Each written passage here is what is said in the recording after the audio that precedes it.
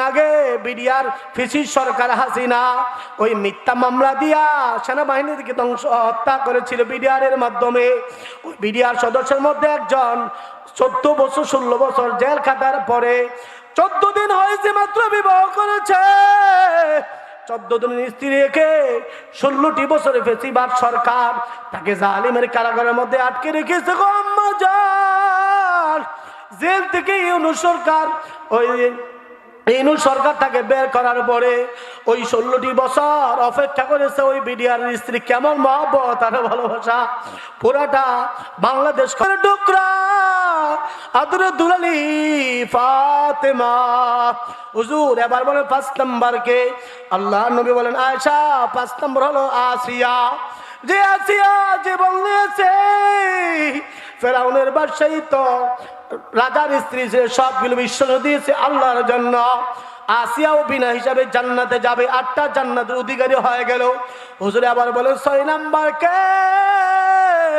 আল্লাহ নবী বলে আয়েশা 6 নম্বর হলো আসিয়ার ঘরে কাজের বুয়া, কাজের মানুষ, ওই কিতদাসী গোলামটা। মাসে দাও 8টা জান্নাতের টিকিট, সেও জান্নাতের সার্টিফিকেট পেয়েছে। আল্লাহ নবী সাল্লাল্লাহু আলাইহি সাল্লাম 6 নম্বর বলার পর আমাদের আয়েশা সিদ্দিকা নবী আমার এবার বলে 7 নম্বর কে? আল্লাহ নবী বলেন আয়েশা 7 নম্বর হলো বিবি রহিমা, যিনি স্বামীর খেদমত করে এমন সন্তুষ্ট করেছে। আল্লাহ নবী সাল্লাল্লাহু আলাইহি সাল্লাম বলেন আইয়ুব পয়গম্বর বিবি রহিমার প্রতি সন্তুষ্ট ছিল। সকল বিবিরা অসুস্থতার সময় ছেড়ে দিয়েছে, বিবি রহিমা পাশে আছে। আইয়ুব নবী জিজ্ঞাসা করেন রহিমা, সকলে ছেড়ে দিয়েছে, তুমি তো যাও না, তুমি কেন অপেক্ষা করতেছো? তুমিও চলে যাও, তুমি কেন পরিষ্কার করো? বিবি রহিমা ডাক দিয়ে কখন স্বামী আমার, আমি আপনার রাজত্ব সম্পত্তিকে গ্রহণ করি নাই, আমি আপনাকে ভালোবাসার কারণে গ্রহণ করেছি। সকল বিবিরা বিসর্জন দিতে পারে, বিদায় হয়ে যাইতে পারে, আমি রহিমা বিদায় হইতে পারবো না। ও আম্মা জানেরা, এই কিছুদিন আগে বিডিআর ফিসির সরকার হাসিনা ওই মিথ্যা মামলা দিয়া সেনাবাহিনীকে হত্যা করেছিল বিডিআর এর মাধ্যমে। ওই বিডিআর সদস্যের মধ্যে একজন 14 বছর 16 বছর জেল খাটার পরে 14 দিন হয়েছে মাত্র বিবাহ করেছে।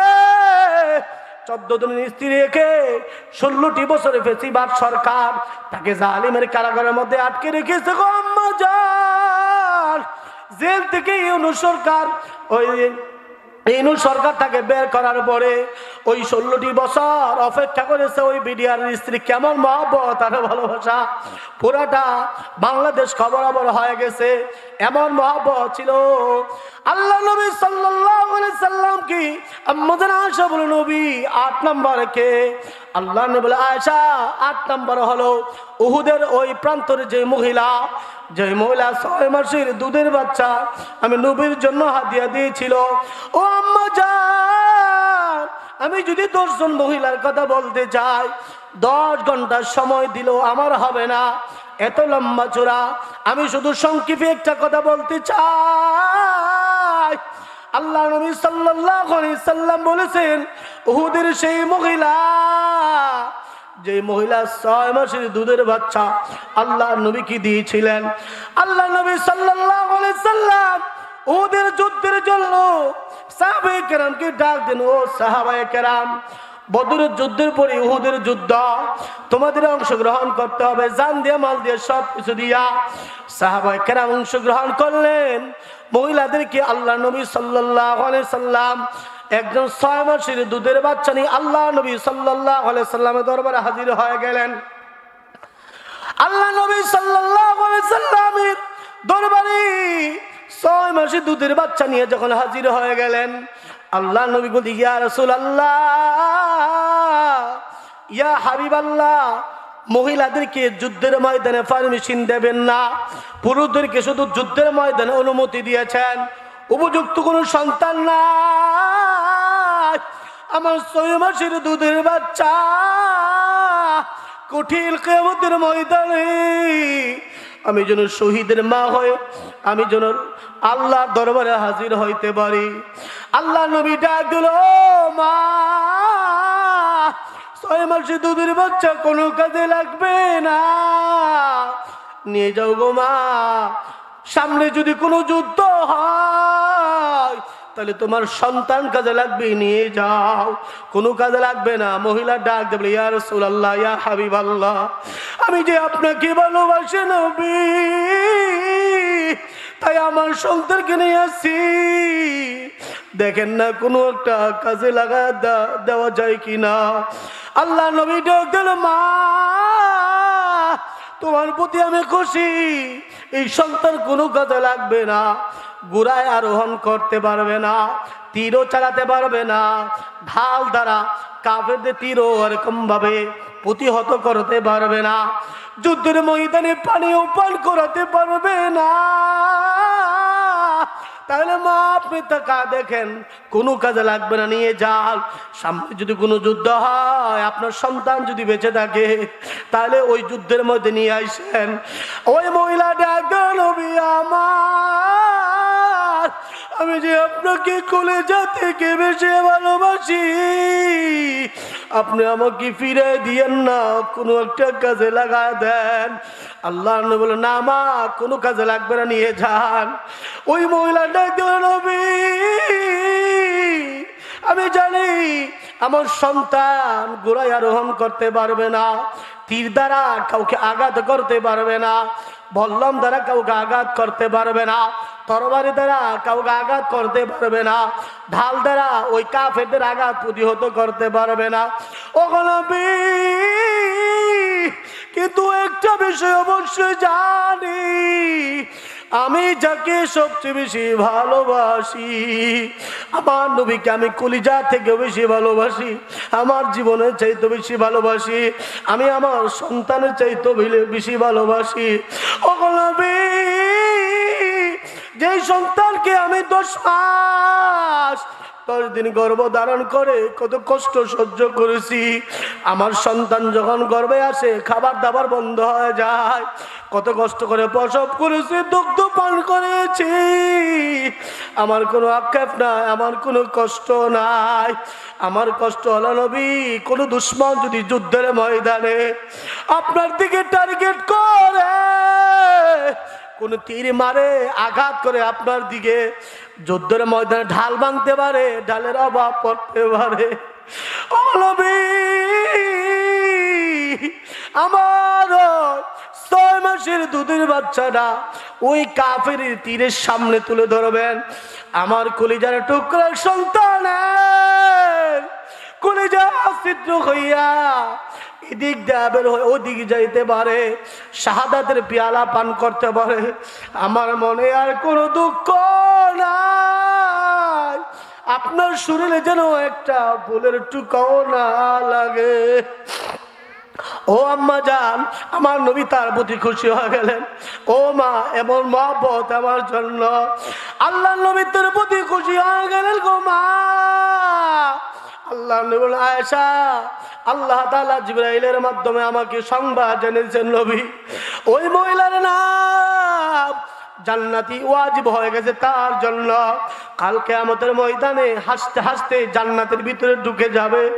আল্লাহ নবী সাল্লাল্লাহু আলাইহি সাল্লামের কেমন মহব্বত ছিল গো মা, হরিণ আমার নবীকে ভালোবেসেছে, ও মা ঘাস আমার নবীকে ভালোবেসেছে, চন্দ্র আমার নবীকে ভালোবেসেছে, দুনিয়ার মধ্যে রাত্র আমার নবীকে ভালোবেসেছে।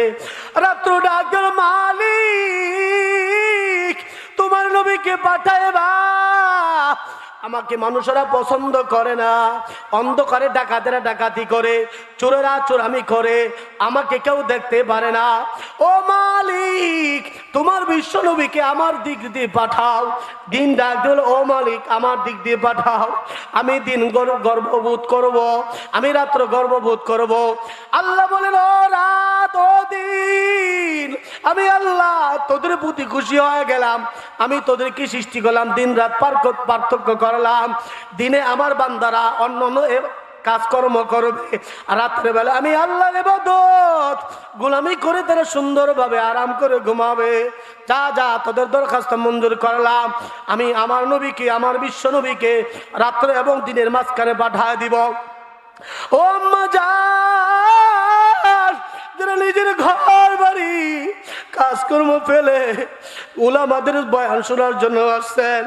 জানি না কে এখানে আসছেন গো মা, জানি না কার জানি মা না, কার জানি আব্বা না, কার জানি দাদা না,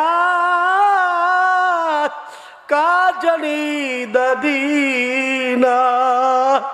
ও আম্মা বলে কি পড়ে না গো মা, যে মা গর্বে যাওয়ার পর আপনার মার খাবার দাবার বন্ধ হয়ে গেল, আমার থেকে আপনারা বেশি জানেন গো মা। আপনার মার খাবার দাবার বন্ধ হয়ে যায়, আস্তে আস্তে কঙ্কাল হইতে থাকে, শুকাইতে থাকে গো মা। দিন যায়, বাচ্চা যখন 6 মাস হয়ে যায়, এদিক দিয়ে নাড়া দেয়, ওদিক দিয়ে নাড়া দেয়। স্বামী স্ত্রী একসাথে ঘুমাইছে, রাতের বেলা কয়েকবার উঠে যায়।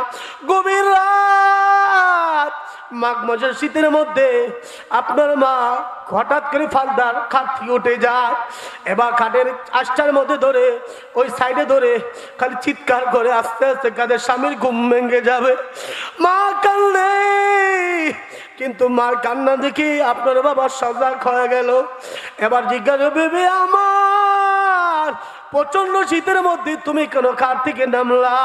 আসো কম্বলের ভিতরে আসো, তোমার কি কষ্ট হয় না? এবার আপনার আমার মা ডাক দিয়ে বলে, স্বামী আমার, তুমি তো পুরুষ মানুষ, তুমি তো বুঝবা না। আমি মা, আমি ঘুমাইতে পারি না। ও মা, একটা কাঁঠাল আপনার সাথে বাইদা দেখেন কি পরিমাণ কষ্ট হয়। আর ওই সন্তান বারবারের কথা নাড়াচাড়া দেয়। আম্মা যেন সারাদিন কাজ করার পর খাবার নিয়ে বসছে, সারাদিন কাজ করার পর করে আর কেউ নাই, কিন্তু বসছে খাবার খাবে, লুকমা একটা মুখে দিছে, এমনি সন্তান নাড়া মারছে। ভিতরে নাড়া দেওয়ার পরে মার কান্না বন্ধ হয়ে যায়, আর মা খাবার খাইতে পারে না, একটু পানি খেয়ে আবার শুয়ে যায়। যেদিন আমি দুনিয়াতে আসব, কয়েকদিন মা ব্যথা আরম্ভ হয়ে গেছে। যেদিন আমি যে সময় আসবো, আশপাশে দাদি দাদিরা হাজির হয়ে গেল। মা প্রচন্ড ব্যথা ডাকতে বলো, আমার আম্মা, আমার আম্মারে ডাক দাও, আমার নানিরে ডাক দাও, আমি আর বাঁচবো না। আমার যে ব্যথা, আমার মনে হয় আমি আর দুনিয়াতে বাঁচবো না। আমার মারে ডাক দাও, আমার মা থেকে আমি বিদায় দাও। মা, মা বিদায় দাও, আমি আর বাঁচবো না। মা তখন ডাক দিল, পাগলি, পাগলামি করিস না। সন্তান জন্ম নিলে কত এমনই হয়।